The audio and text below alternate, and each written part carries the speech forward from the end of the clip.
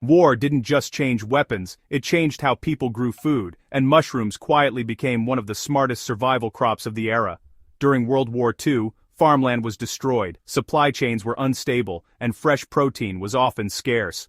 Governments and civilians searched for foods that could grow fast, require little space, and thrive without sunlight. Mushrooms stepped into that role almost perfectly.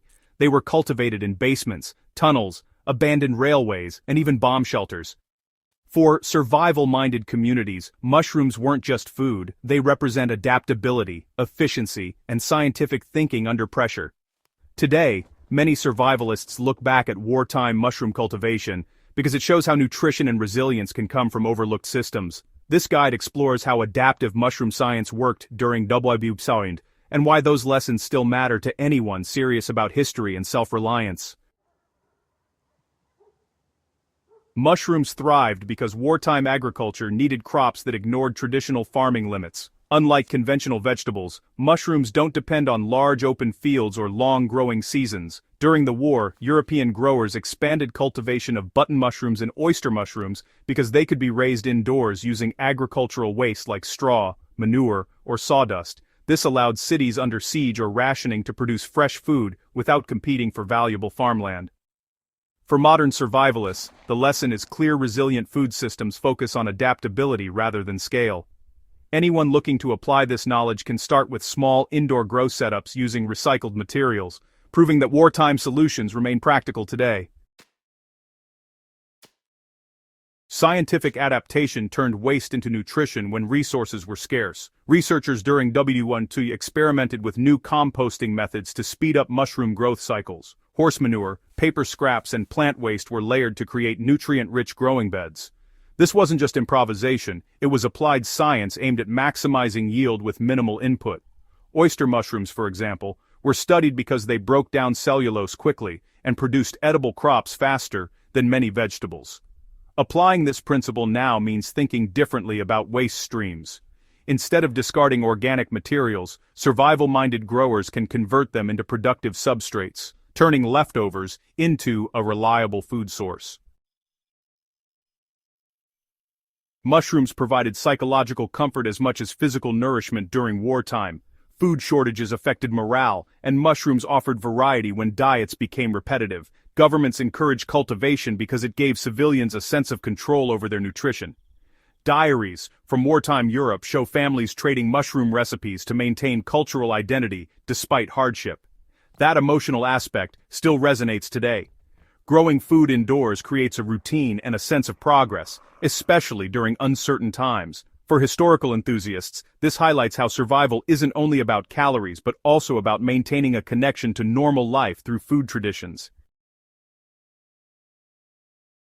Controlled environments allowed mushroom farming to continue even under extreme conditions. Because mushrooms grow in darkness and moderate humidity, World War II growers used underground spaces that were otherwise useless. Old bunkers and storage tunnels became productive farms. This approach minimized risk from air raids and harsh weather, while conserving fuel that would have been needed to heat greenhouses. A modern application of this concept is converting unused spaces such as garages or storage rooms into small grow areas. The wartime mindset focused on efficiency rather than perfection, proving that successful cultivation often starts with using what's already available.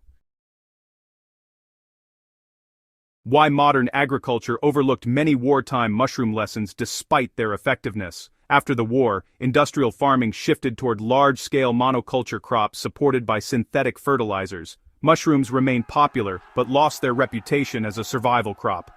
Supermarkets made food abundant, and fewer people needed to grow indoors for necessity. As a result, the adaptive science developed during the 1940s faded into niche communities. Today's renewed interest in resilience, local food production, and off-grid living is bringing those ideas back into focus. History shows that what was once seen as a temporary solution can become a long-term strategy when conditions change. Practical ways survivalists and history enthusiasts can apply World War II mushroom strategies today. Start by studying fast-growing species like oyster mushrooms, which were widely used during wartime because of their resilience. Use simple containers filled with pasteurized straw or coffee grounds to recreate the layered substrate methods developed in the 1940s. Maintain moderate humidity and airflow rather than chasing complex technology. Even small harvests demonstrate how efficient food production can be achieved in tight spaces. The core principle is adaptability, using minimal resources to produce consistent nutrition, just as wartime growers did under pressure. So, as we wrap up, let's talk about why the science behind mushroom cultivation during World War II still matters today. Mushrooms became relevant back then because they managed to solve several problems at once. There was limited space, resources were scarce, and people needed a reliable source of nutrition. They really stand as a powerful example of how science and necessity can shape survival strategies that, honestly, are still valuable even decades later. If you enjoy uncovering forgotten history that offers real-world lessons, go ahead and subscribe to the channel, share this video with fellow enthusiasts, and keep exploring those overlooked innovations that helped ordinary people endure some pretty extraordinary times. Forgotten World War II, cabin heating secrets. Why did modern builders let these slip away? Back then, cold weather wasn't just an inconvenience. It forced builders to totally rethink how warmth could be created, stored, and preserved when they had almost nothing to work with. Across Europe and in those remote military outposts, cabins really had to stay warm using very limited fuel supplies. Electricity was unreliable, insulation materials were hard to come by, and people just couldn't afford wasteful designs. Out of necessity, they came up with heating systems that were efficient, durable, and honestly, surprisingly advanced in their understanding of airflow and thermal behavior. A lot of these techniques faded away after the war, once cheap energy started to reshape architecture, but they still stand as some of the smartest solutions ever developed for off-grid survival. This guide is going to break down those forgotten methods, and, hopefully, explain how modern builders can rediscover them. Builders during World War II designed cabins so they could trap heat naturally instead of just relying on a constant fire. Cabins back then were compact, mostly out of necessity. Smaller rooms meant there was less air to heat, and low ceilings really helped keep warmth where people lived and slept. Sleeping lofts were pretty common since rising heat made those upper spaces warmer without needing any extra fuel. Today's survival cabins can definitely learn from this by reducing unused space and creating designated warm zones.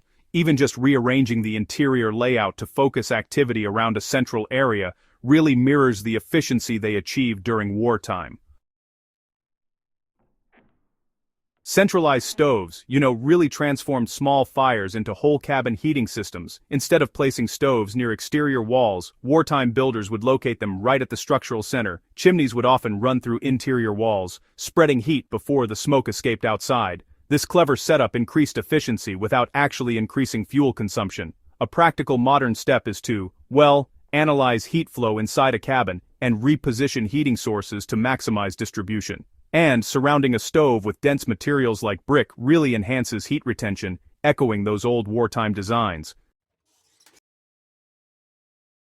Thermal mass, honestly, allowed cabins to stay warm long after the fire burned down. Stone floors, clay plaster, and thick earthen foundations would absorb heat during the day and then release it slowly overnight. This meant there was less need for constant fire tending, which was absolutely essential when fuel supplies were unpredictable. Today, modern builders often overlook thermal mass in favor of lightweight construction, but adding heavy materials near heat sources can stabilize temperatures and reduce energy use, a direct lesson from World War II survival architecture. Natural insulation methods back then focused on stopping airflow rather than just adding thickness. Wartime cabins used whatever materials were available, wool, straw, and layered fabrics, to block drafts. The goal wasn't really luxury insulation, but just controlling moving air. Sealing gaps around doors and roofs actually proved more effective than simply adding more material. So, today's survivalists can totally replicate this approach by conducting detailed airflow checks before investing in larger heating systems. Ventilation balanced safety and efficiency in ways modern designs sometimes forget. Even in freezing climates, cabins included small vents to prevent smoke buildup and condensation. Builders understood that airtight structures could become dangerous when using wood or coal stoves. Adjustable vents allowed fresh air without sacrificing too much warmth. Applying this knowledge now means ensuring proper airflow whenever using solid fuel heating, preserving both comfort and safety. Why have these heating secrets faded despite their proven success? Well, post-war construction favored speed and aesthetics, cheap fuel and centralized heating made efficiency less important, and architectural trends shifted toward open spaces that required more energy to warm. Over time, the detailed knowledge of wartime builders became a niche interest rather than a common practice. However, rising energy costs and renewed interest in off-grid living are bringing those forgotten strategies back into relevance. So, how can modern survivalists apply World War II heating strategies step by step? Focus first on layout, not equipment.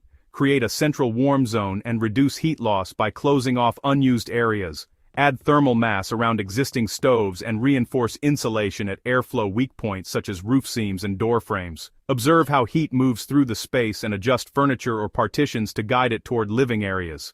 These steps mirror the practical thinking that defined wartime cabin design. In closing, some thoughts for serious history buffs and survival-minded builders. World War II cabin heating wasn't about technology, it was about understanding how structures interact with heat, air, and human behavior. Those builders worked with scarcity, yet many of their cabins stayed warmer and used less fuel than modern homes. Rediscovering these forgotten secrets offers both historical insight and practical survival value. If this deep dive into wartime ingenuity helped you see heating from a new perspective, subscribe to the channel, share this video with fellow enthusiasts, and keep exploring the overlooked lessons that history still has to offer.